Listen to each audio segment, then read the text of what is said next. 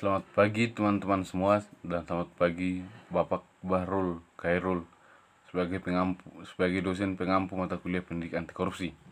Perkenalkan, nama saya Bilper Simamora, NIM 319-312-2023, kelas Antropologi D 2019, mata kuliah pendidikan anti korupsi. Baiklah, di sini saya akan menjelaskan tentang pendidikan anti korupsi, di mana pendidikan anti korupsi adalah usaha sadar yang dilakukan dalam mencegah terjadinya korupsi dengan cara menanamkan nilai-nilai moral kepada masyarakat sejak dini, mulai dari jenjang sekolah dasar hingga perguruan tinggi, supaya setiap masyarakat hendak mengetahui apa itu korupsi dan apa dampak yang terjadi jika melakukan korupsi, dan mengetahui bagaimana cara mencegah terjadinya korupsi.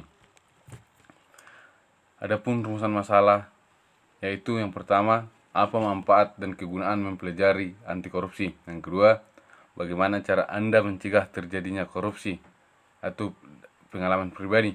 Yang ketiga, sebutkan salah satu teori pendidikan anti korupsi dan berikan contohnya.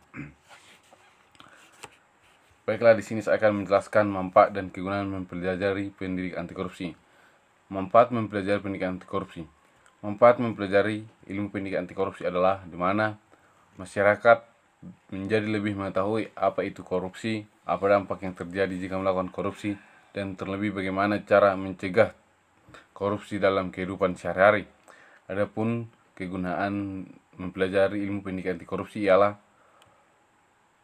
tujuan yang ingin dicapai membuat setiap orang yang mempelajari anti korupsi ini mengenal lebih dini hal-hal yang berkenaan dengan korupsi, sehingga tercipta generasi yang sadar dan memahami bahaya korupsi, bentuk-bentuk korupsi, dan mengerti sanksi yang akan diterima jika melakukan korupsi, dan mengetahui cara mencegah korupsi. Yang kedua yaitu bagaimana cara Anda mencegah terjadinya korupsi atau pengalaman pribadi. Dalam mencegah terjadinya korupsi, yaitu perlu ditanamkan kepada setiap orang apa itu korupsi, apa dampak yang terjadi jika melakukan korupsi, dan apa hukuman yang akan diterima jika melakukan korupsi. Dan terlebih dalam pencegahan korupsi tersebut perlu adanya kejujuran dan keterbukaan, dimana seperti yang kita ketahui, korupsi dapat terjadi di mana saja, kapan saja, dan dilakukan oleh siapa saja. Oleh sebab itu, perlunya ada kejujuran dan keterbukaan pada setiap orang. Seperti contoh bendahara kelas, di mana seorang bendahara kelas harus melaporkan dana kas yang ada di kelas tersebut setiap minggunya, dan terbuka pengeluaran dana tersebut. Hal ini termasuk salah satu keterbukaan dan kejujuran, dan salah satu contoh pencegahan terjadinya korupsi. Rumusan masalah yang ketiga yaitu sebutkan salah satu teori pendidikan anti korupsi dan berikan contohnya atau praktiknya.